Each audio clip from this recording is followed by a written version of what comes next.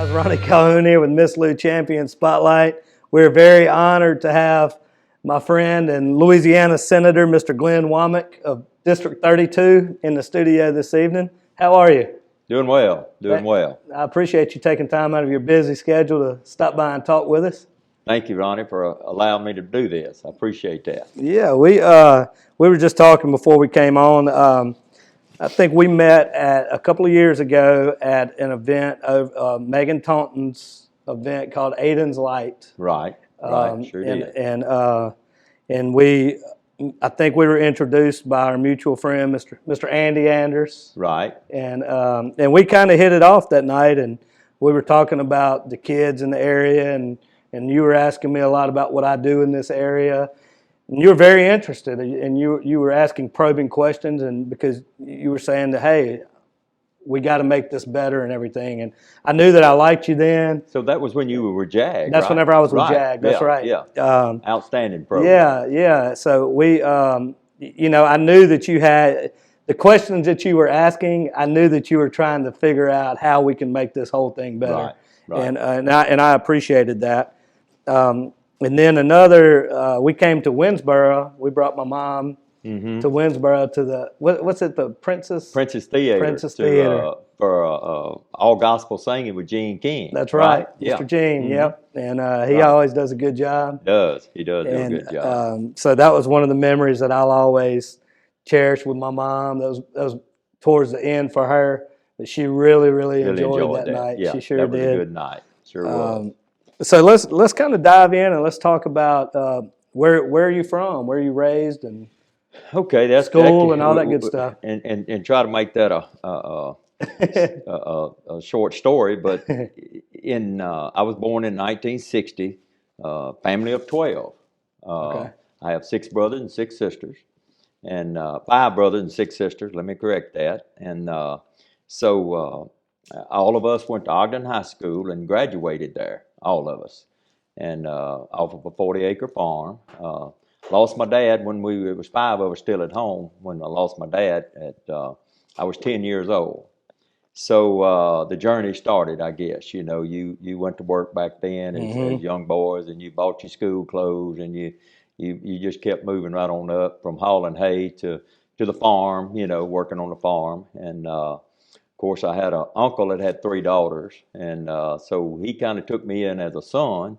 And I worked with him and farmed and kind of grew up through that and graduated high school, but I didn't go to college. I went to work for a company that I guess that's kind of get into my career, but worked for a South Central Bell telephone company subcontractor that had equipment that put in not fiber optic, but telephone wire back then. And I went to work there, but I liked it.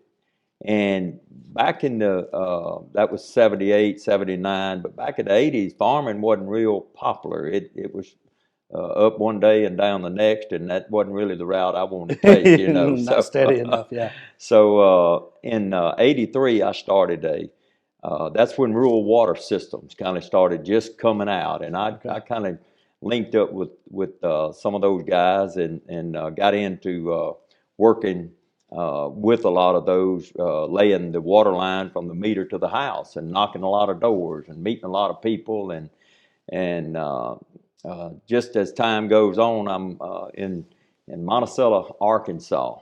And up there, you have to have a plumber's license to do that. Well, Louisiana, you don't. Okay. So this white car pulled up one day and said, look, you know, you want to go with us or you want to go home? And I said, well, I think I'll go home. You know? No, pretty strict laws up there. But that led me to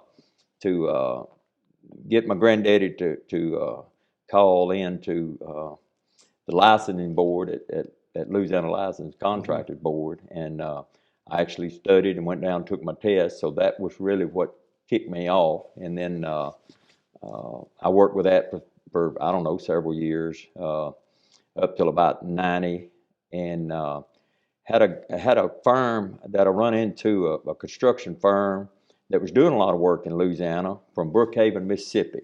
Okay.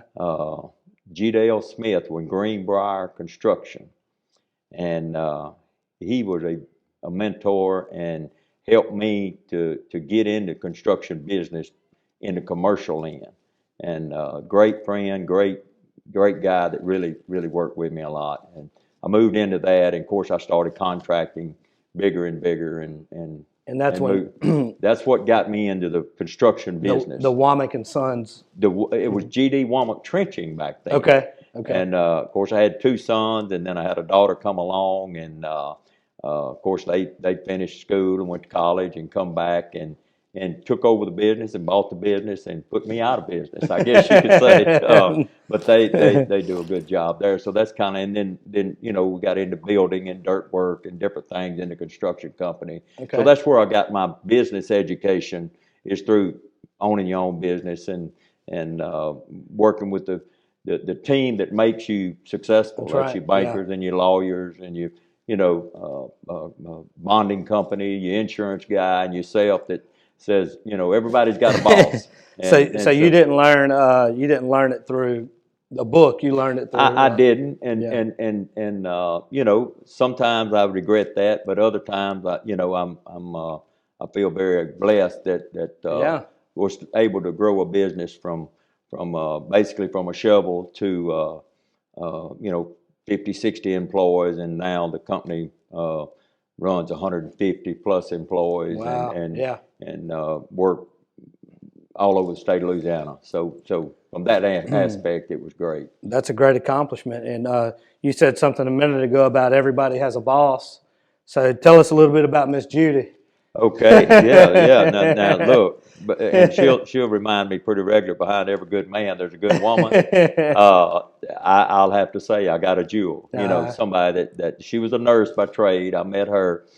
She had been in nursing school and graduated and was working, so that was a plus already. She had a job, and kind of got us going. But she was a nurse by trade, and then she just been beside me all the way, and with the three children and working. And as we got on our feet, she was able to come home and be a mom and raise our kids and so forth. So we just had I just couldn't ask for nobody better that really, for a team to really go beside you and work with you and disciplined, and it just means a whole lot. That's right. Whole lot. Is she from the same area? No, she's from Harrisonburg. I met her at a church function, and just fell in love at first sight, and from there it's history. That's right. But that's the way that worked out, and just a beautiful person, just always caring about somebody else, and in fact, when she come home, before she come home, but she would go and do nursing home services, and of course she likes music and sings a lot, and so she would do that, and just loved by everybody, I guess you could say, and really caring person. So it means a lot. Yeah, I remember one of the things that stands out to me the night that we brought my mom to the theater. Miss Judy came and sat by her for a little while, and they talked, and my mom just really enjoyed her company, and Right. I thought it was very sweet of her to do that, because I know you guys were busy and had a lot of people there to see y'all, and but she took the time to. She loves caring. So. She right now she cares for her mother. I think she's 88, and she's there today. She said, "I got to go spend time with Mama," and but that's just who she is. Yeah. And, well, that's a great quality. It's a very great quality. Yeah. And anything I got, it's because of her. I'll just say it that way. Of course, I give God the glory for the whole thing. All things work together for the good of them that love the Lord is my motto as I took. And but He put us together to where the picture you see is because of that. That's right. He knew you needed her, didn't he? Exactly. That's right. So shifting gears a little bit. As I said, the senator of District 32 in Louisiana. What kind of made you want to get into politics? What was that first itch? Well, in construction and in the route I took, we built a lot of projects, and then I seen the niche of managing a lot of those projects. You build a water system, or you build a system in towns and so forth. A lot of what we face in the state is being able to manage that. You know, you have people that go in. Excuse me. You have people that go into to that, but you change so much. But just consistent management. So in '96, I started a management company. Okay. And with that management company, I manage rural water utilities and municipalities and so forth across the state. And working with them, you know, the encouragement of what you brought, it's like, well, you need to be in Baton Rouge. And I'm like, never thought of it. No, no. You know, thanks for the compliment, but but you know, it just kept kind of coming around, and then as former Senator Reiser, at that time, as he was terming out, well, you know, I began to have some other players say, Yeah. would you think about this? Because I was from Franklin Parish. I lived in Catahoula Parish, but I worked all over the district. Yeah. And I'm kind of central of the district. And my district goes from Ouachita to Concordia to Rapides to Avoyelles to West Feliciana. I have Wow. 10 parishes. I didn't realize it was that big. Yes. And but I've worked in all of them Mm-hmm. and some portion of it. You know, I got two daughter-in-laws that's school teachers. And then the business, my kids in the business, and my son-in-law is in insurance. So it's just, and as I began to think about it, I said, well, wait, maybe that would be something that I could do and give back. I just always felt like I've told my family, you know, don't take it for granted. Always give back. Always encourage. Always no matter what it is, it doesn't have to be money, but give back. Do Yeah. something, you know. So I looked at it as a chance to give back, and however you feel unqualified, you hadn't been through the some of the ranks, but I kept being encouraged by that doesn't matter because you got that business experience. Exactly. You got that servant's heart that want to help people. So I ran, you know, and got into it, and after a long you know, prayer and discussion with family and them being, well, wait, you know, but you know, they finally come around that we got to give back. So Yeah. that's kind of where that come from, and I decided to do it, and I've enjoyed it. I enjoyed. I guess if I hadn't even won, I would have enjoyed it because I met so many good people. Yeah. So many people like kind that you know that sometimes politics is taken out of context. Mm-hmm. You know, people want a better life and they want to get with you, but they want somebody with a plan that what can we do? What can we get together? What can we move the needle on? Yep. And so anyway, I ran and won the first primary, which was exciting and to say the least. Yeah. And in that, so Yeah, you did very well. And I remember seeing your signs, and I was kind of curious. I was like, who's this guy? I'm seeing the signs everywhere. And then Mr. Andy was telling you, Mr. Andy was bragging on me or something, Yeah, probably making some of it up. But you came over and introduced yourself, and I was like, okay, this is, and it made so much sense. And you know, Andy is a just one of those guys that you could just be honest with. So I called him. Andy was terming out as well. Well, the first thing I done is call Andy and say, hey, I want to holler at you. Well, he was working, and you know, before we met, when I on the way to meet him, he was on the side of the road pulling a tarp over or something. Well, I got out and helped him. That's something I've done before, you know. And so we worked that, and then we went and got a hamburger. And I said, look, you know, I just always, even before 2 or 3 years before, when people would try to get me to run, it was like, no, the people that's in there is my friends, you know. Yeah.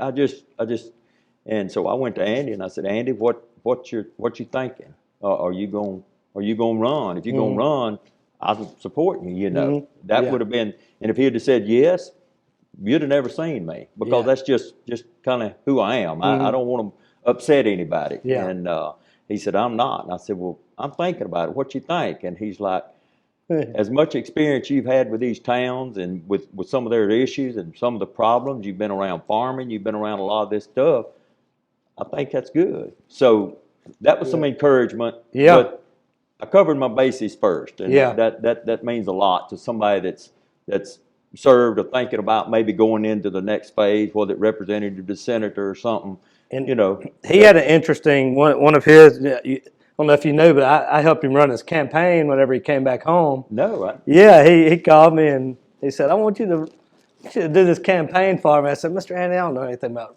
campaigns." And he said, "Boy, I want you to do it." He said, "I want you." I said, "All right, let's do it." let's So do it. we had a wonderful time getting to know him and Miss Nancy better. But it was really. I learned a lot about him during that process. And one of the interesting things is, I think he came in halfway through a term whenever he first went in. So he actually, if I'm not mistaken, the law says 2 full terms. So he served a little bit longer than because 2 terms. So, right, yeah, so he got to see a lot. a He got to lot. see a lot, Right, yeah, a little bit more than even 2-term exactly, yeah, right, representatives. So, right. but yeah, he's a good guy, and I'm glad that he introduced us at night and everything. What would you say that in your first couple? It's been a couple of years now, right, since Right. 2020. Right. So, what would you say in your first couple of years? What's something that you've been pleasantly surprised about that maybe you didn't see coming? Oh, we didn't see COVID coming. I mean, if I be honest with you, Yeah. that blindsided everybody, especially you newcomers. You know, Mm-hmm. your rookies in coming into Mm-hmm. legislature. We didn't see that coming, and the Yeah. process that we had been orientated, you know, on some of the process, but everything there went out the window. So Yeah. trying to have Zoom meetings on something that you would have felt a lot better about being in the same room or being able to Yeah. talk to somebody. So that really altered Yeah. the process. And really, this last year was the first original session from start to finish that we've been in. Yeah. You know, so to me, we've been a lot more productive. We've been able to coerce with each other and talk to each other, Yeah. and without saying, "Well, you know, let's get on a Zoom call," or maybe make it or maybe not. And it's just that was a challenge. So you You know, think that the being in person is much more productive? it is. Yeah. It is. From my point of And view, it is. mine too. Yeah. I mean, you can, you know, whether it's business or whether it's legislature, whatever it is, it's only so much you can get out of a Zoom meeting. But nothing's like one-on-one to really, you know, get the feel for each other and the expressions and passionate about whatever you're talking about. And I just 10 to Yeah. 1, you know. Yeah. What Right. about what about the people in the district and everything? Tell us about your interaction with the people and just Well, just just your regular people, just your constituents. Is that the well, word? I guess to be real honest and transparent here, I, I wish some of our people knew more about the process of that, and I'm one guilty of it as well. But we go about our daily jobs every day, and we don't really realize the impact of the decisions that's made in Baton Rouge for all of our citizens, and it we don't hear from somebody until it's like, well, why'd you pass that law? And it's like, I didn't hear from you. I didn't know you. I mean, we thought we were doing the right thing. So I wish more people would get involved in a. You know, it's okay to agree to disagree. In a All that. constructive manner. We Yeah. that really iron sharpens iron. So that really works well when somebody disagrees. Well, we hadn't thought about that. Why would you disagree? What is it you like or don't like? Who's it going to affect? How is it going to affect them? Yeah. So, you know, if we could get our district to be more involved in a I want to help mode rather than why did you do that? And I'm not saying that that's everywhere, but in my district, you know, I have really, you know, I have the North Louisiana, Northeast Louisiana, which includes kind of the Monroe deal, and then I have the Central Louisiana, which is Alexandria, and then Yeah. we have Concordia and this river corridor here. So not that everybody's that much different, but you do have different needs and different areas of interest. You have a lot of manufacturing in Rapides. You have some, and it's really growing in this area. In the Miss Lou, it's really picking up and growing. But you have a lot of agriculture, Yeah. you know.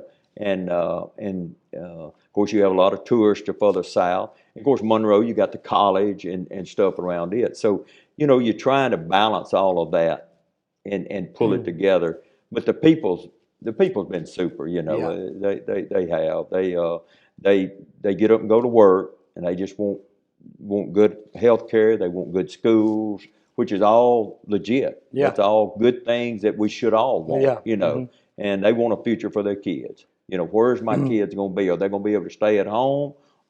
Or are they going to have to go somewhere else and go to work? Yeah, and that's one of the And big that's our things. biggest challenge. Yeah, that's one of the biggest things. We got to keep the talent here. We got to. Yeah. Right.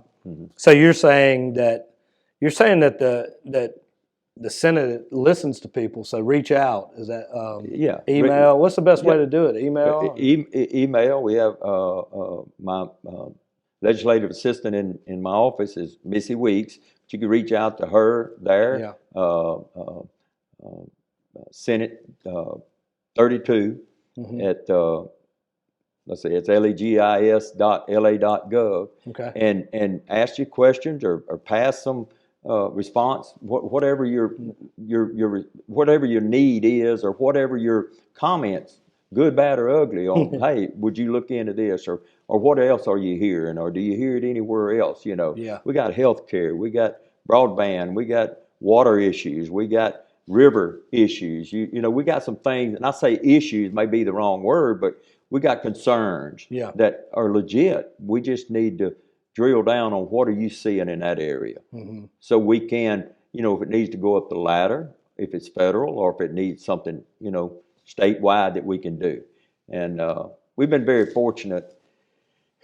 unfortunate with our storms and COVID. That's unfortunate. But because of that, we've had some influx of monies to where we could get some things going and help some of our struggling communities and areas. And North Louisiana lost so many during the census that most of our population either jumped state or moved to South Louisiana, where most of the people. So we're losing. We lost one representative in the north end that went south.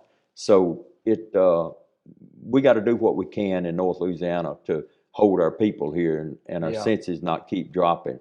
If it keeps dropping, we're going to lose congressional seat. We're going, it's going to be changed. So it's a lot at play here that everybody needs to get on board when we start talking about job creation, as what can we do to put people to work.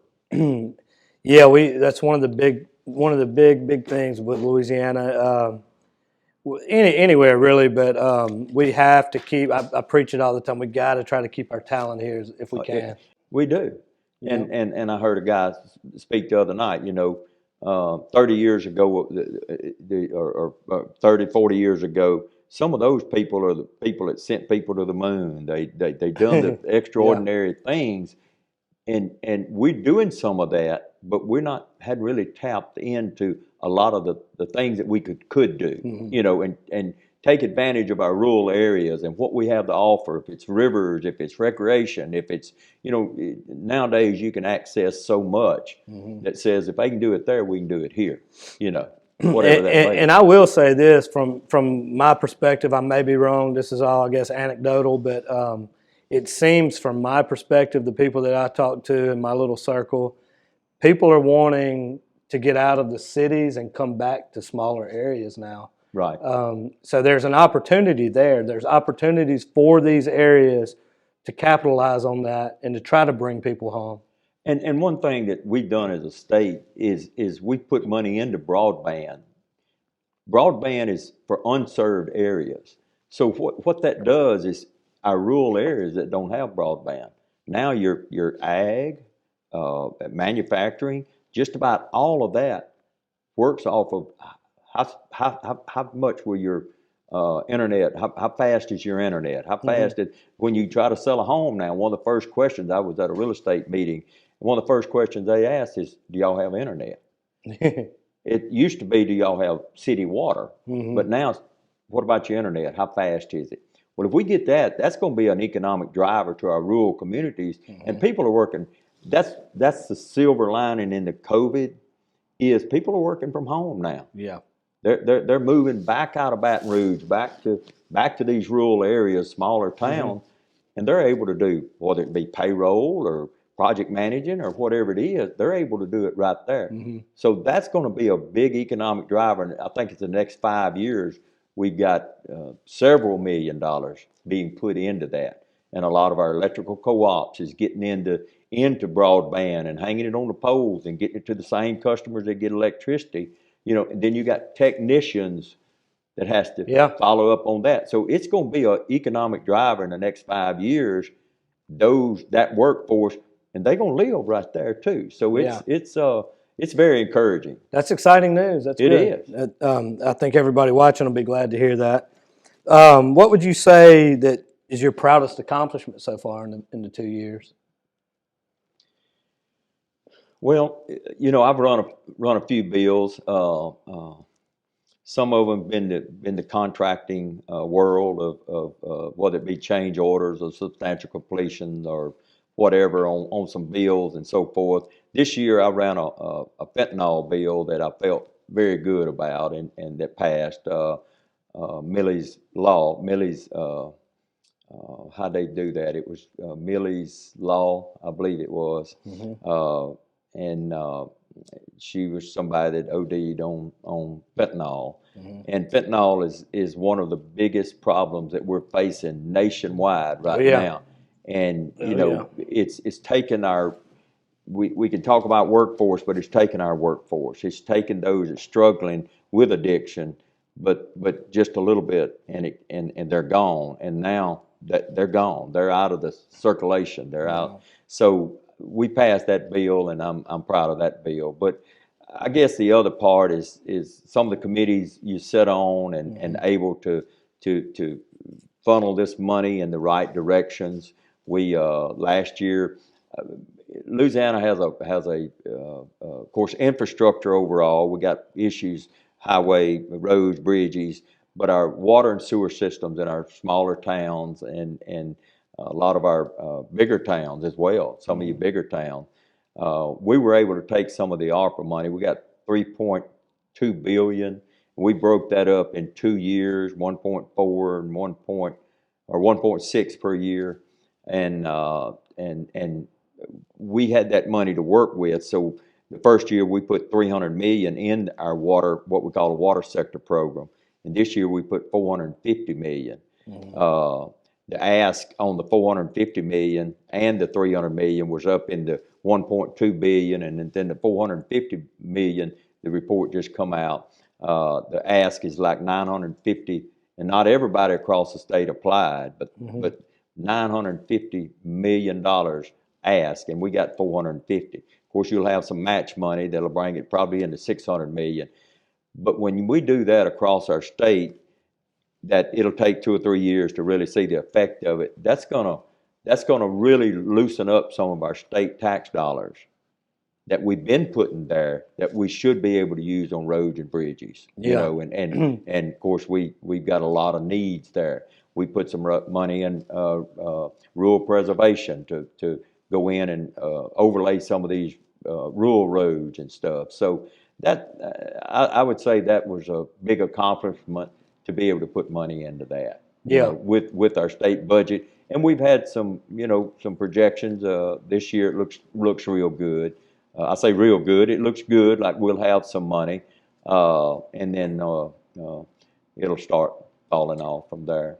So just so I understand and our viewers understand, whenever you get a big chunk of money like that you were saying, do you have to kind of fight for your district? Is it like everybody kind of saying, "Hey, we need this, we need this"? Do you have to kind of go to bat and put on the gloves for your district and make your sales point? Yeah, that's exactly what you got to do, because you got to think about, you got 105 representatives and you got 39 senators. So everybody's got a district that they believe in, and they want to, I got the biggest land mass, and I got 7 hospitals in my district. Yeah. I got a lot of, so healthcare, education, well, that drains the pot pretty good. Then you got to start trying to see what you can do for projects in your area, and you do. You got to fight for it, and stand your ground, and really hold a good true line, and uh, sometimes that gets challenging. Well, that goes back to what you were saying a while ago too. That if you have good people on the ground who reach out and communicate with you proactively instead of reactively, instead of saying why did you do this, but if they reach out proactively and say, "Hey, Senator, we could really use this because of this. Exactly. I'm an expert in this field, and here's the Hmm. reasons and all of that." That gives you talking points to go back Exactly. And and make the sale. a lot of my, it's some of the functions and stuff you go to, whether it be chamber or Lions Club, Rotary Club, some of those functions that they ask you to speak at, it's like, get with your community, get your project in capital outlay. If it don't get funded this year, it might get funded next year, but one year we're gonna have some money come through, or you got priorities that project will get funded on. But you gotta get it in the pipeline. So dream big, get behind your police jury or ever who you're working with, the town, and get that application. And by the way, that application is due November the 1st. So ever since we come out of session, we've been telling people get your project in. So today I left Alexandria with a LSUA meeting because the college is saying here's going to be one of our asks. Now they're not saying, or we can't even say that it's going to get funded, but if we don't know that and the impact it's going to have, because it's not just about money, what kind of impact it's going to have? What about the sustainability plan? Yeah. Can you put this together? Because the state don't want to build something or do something, and there's no sustainability plan behind it, or even people behind it, and it grows up in weeds. So tell me your plan, and so some can put that together, and then smaller municipalities, depend on a lot of engineers and architects to help them do that. So yeah, that's real important. So it kind of it's up to each project to kind of sell the senators on it, and then you kind of go to bat for them and sell it to the finance. Right. Yeah. It goes into the to the capital outlay or their ask, but they've asked us, so it's on our radar. We're looking for it, and we already got projects that's in the making.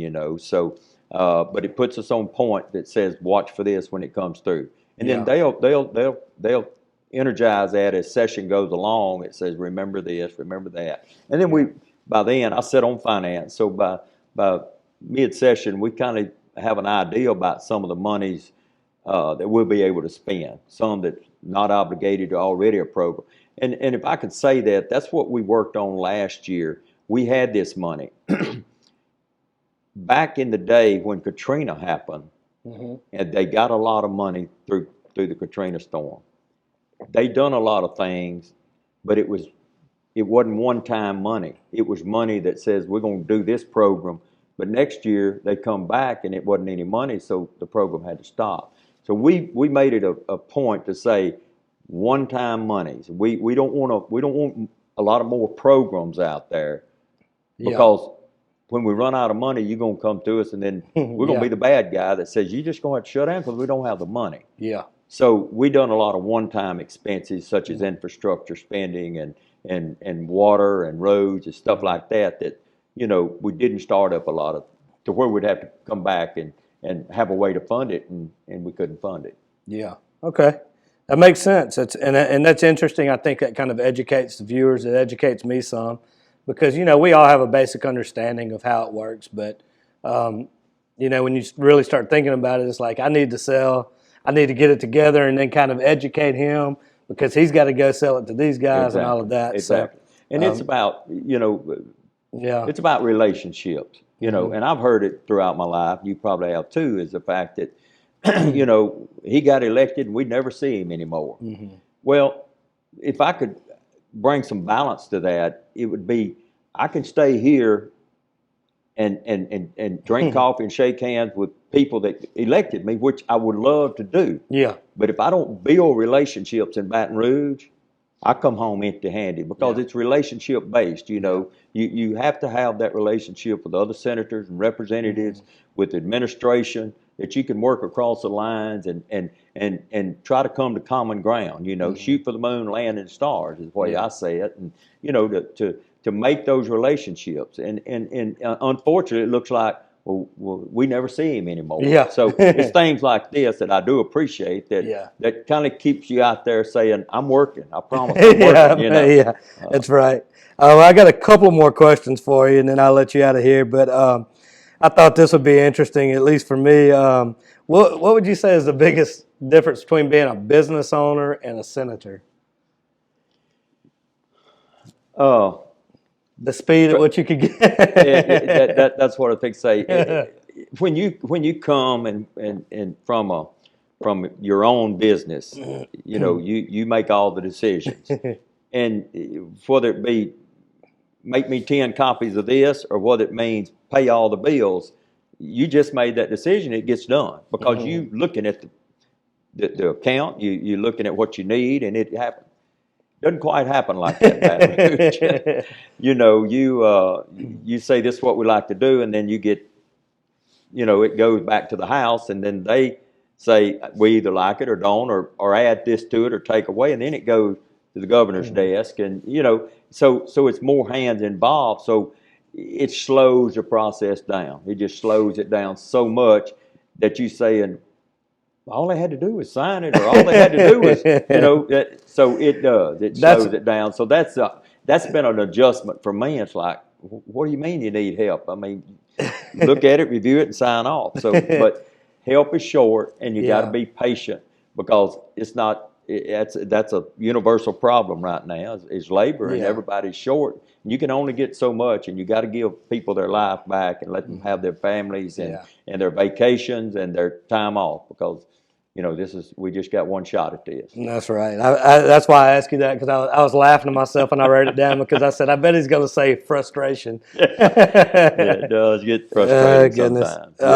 But I think the answer to that, I think you said the answer to the word frustration. You said patience. Patience. So, you got to have patience and work through it. At my age, it's frustration. Yeah. Mm-hmm. When you get a little wisdom, it becomes patience. So I'm hoping to get to that stage one day. There you go. And then lastly, what do you feel, and this is just kind of a general question, but what do you feel about the direction of our, where we're headed as a country, as a state, as a district? What do you feel? Do you feel positive about everything? I want to answer that in a positive way because, I am positive and I think we can work our way out of it, but we got to work together. We got to work together, and what really being a family man, what really makes a family work? A good job, providing for his family, and having a wholesome family. We've got a lot of issues out there. We fighting drugs on every corner. We fighting our school systems that need some help in our education system, and we're turning that around. But that's a process. It's not going to happen in 1 year. So it's a process. So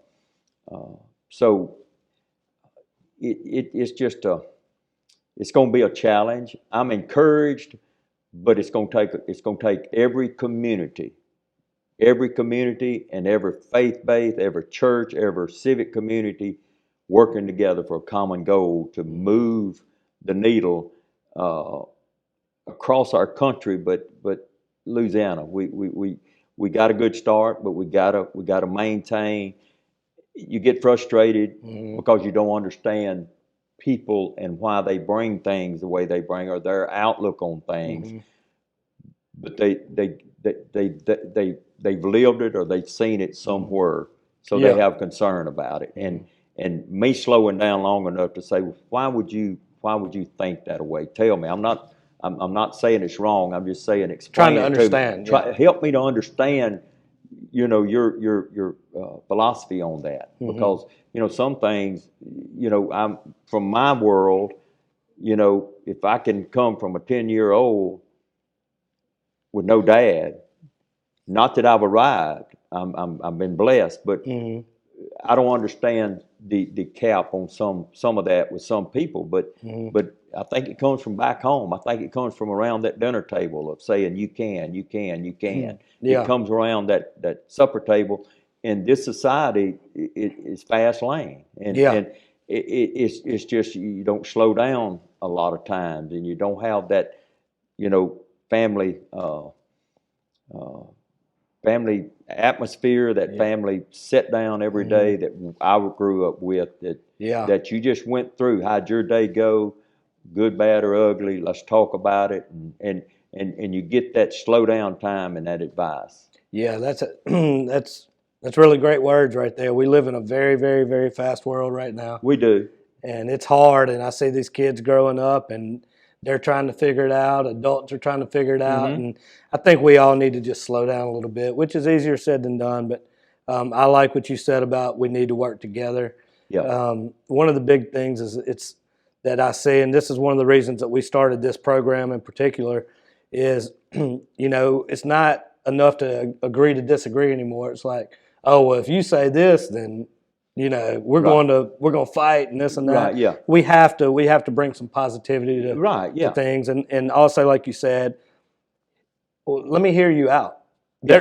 There's been plenty of times that I thought I knew something or I thought I felt a certain way, and Right. somebody will say something, and I'm like, wow, I, Right. I never even thought about it that Thought of way. it on that angle, Yeah. and that's what I try to do, because I don't understand a lot of situations. That where did that thinking come from? It come from somewhere back Yeah. here. I don't know where it come from, what triggered it all, but it come from somewhere. Yeah. You know, I heard a speaker just a couple of days ago out of Washington D.C., and he kind of talked about his mother and dad and the addictions they had, and he was a great speaker, and but he talked about some of the, and it just kind of, I had compassion for his struggle to get where he was, Hmm.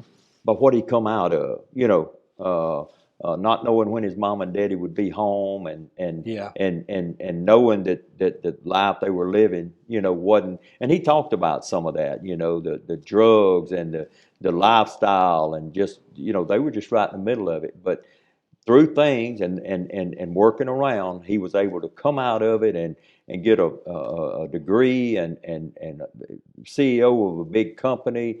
And of course, when that happens, it shows mom and dad that they didn't have to stay where they stayed. Hmm. They could come out Yeah. of it. So, we it's a lot of things in the community, such as when I met you with Jag. It's Hmm. just so much that we live such a fast life till it's hard. We don't slow down long enough to give back, Yeah. and we in a society now that giving back is very, very important. Yeah, and that's one of the things that I try to change, and I really try to be out front about it and encourage people to do these kind of things. Um, so what would you like to say before we get out of here? Just kind of if you had just kind of a common theme to say to your all of your districts out there, what would you like to say to them? Of course, I've already given my uh, email address to my assistant, but just reach out if you got good comments, bad. Talk to us. Let us hear from you. Let us know what your concerns are. And, it's not that we can fix them, but maybe we can connect the dots. Hmm. Connect the dots into someone who can. And, the state pocketbook, just like everybody else's, they run out of money. Yeah. But there are things set up to where we might could connect the dots to get your daughter in college, or to get your son into a job, or to into college, or does he want to go to college? Does he want to go to trade school? What does she want to be? Hmm. I think one of the things that we and I think it's really working with our younger, but getting in our schools and developing that talent and Hmm. finding that talent. When we find it, then nourish that. Hmm. Does he want to be a welder? Does he want to be a plumber? Does he want to be a doctor? And when we develop that in the 8th, 9th grade, when we see those talents, let's start moving into it, because any job out there right now is a good job. They can, whether you're a electrician or plumber, sheetrock, painter, you can own your own business. You can do any of that and grow it as big as you want to grow it. But when we see that, we need to encroach on that and say, this guy is not really maybe college material. Yeah. We need to get him at a trade school and get him off to a start there.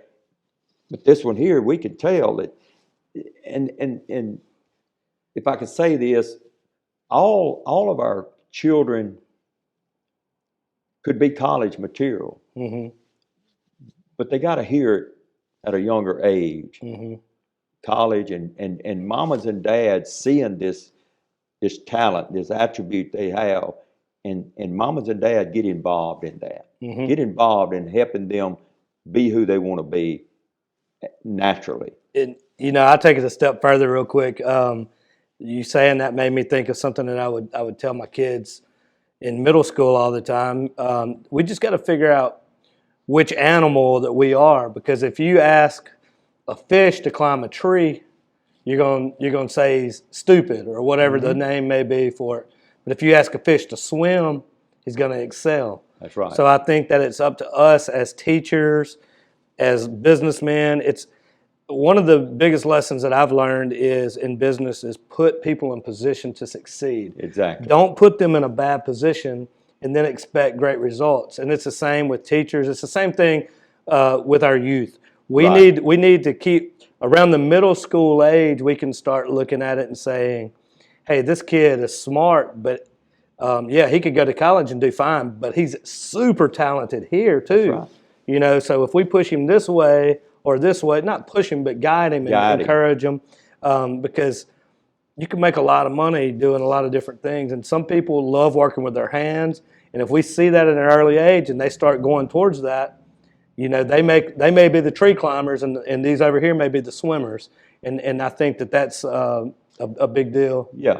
One statistic that come out early on in my Senate career was, for every engineer, it takes 7 trades to put that product together. So if he engineers or architects a building, just think of the different trades that's got to come behind that. Most of them are not college trades, but that's what we're lacking out there right now. Yeah. And it's short demand. Big demand for it, but short supply. Yeah. So they don't have to feel like, well, I'm not an engineer or architect. You're part of what built that building. Yeah. You're part of what made that product what it is, made it look what it is. So we really trying to, I say push that. We really want our parents to start seeing that and saying, hey, you can do this, you can do that, because it's wide open. It's such an opportunity.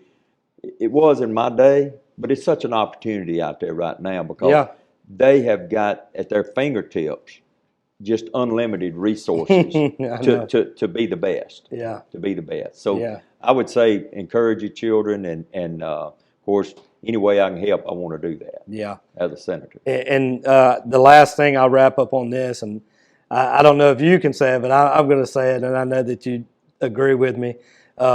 With everything that we're saying, I'm a big believer in, as a country, and all the problems that we're trying to solve, we got to go back to the Lord and put the Lord first.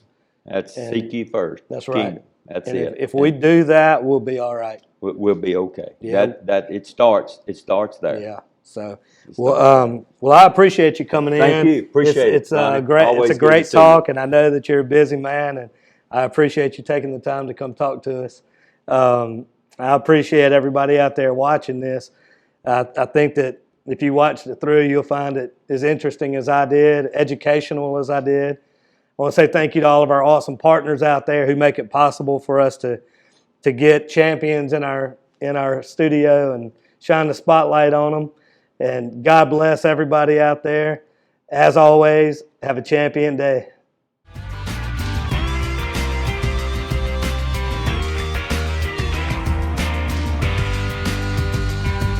Hey y'all, it's Juliana Wallace, and if you like what we're doing here at Miss Lou Champion Spotlight, make sure to like, follow, and share on all of our social media platforms. It costs you nothing, and it helps us continue to spread positivity all throughout the Miss Lou. Hey y'all, I'm Juliana Wallace. And I'm Ronnie Calhoun.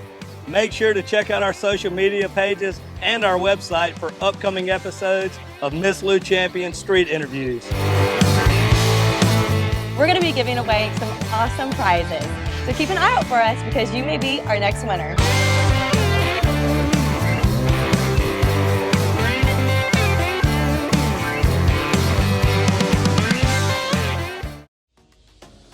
Welcome to your new hospital, Trinity Medical.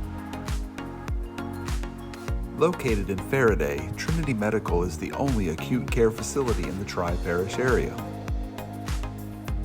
Here you will find an active pursuit of holistic health, a strong, honest group of clinicians, and a consciousness of others that transcends the 80,000 square feet committed to you and your loved ones. Trinity Medical. People you know, caring for people you love. Come see us for all your handmade and fine jewelry needs here at 415 Main Street in Natchez, Mississippi. You can also find us on the web at riseandshinestudio.com. Always remember to smile big, shine bright, and enjoy the journey.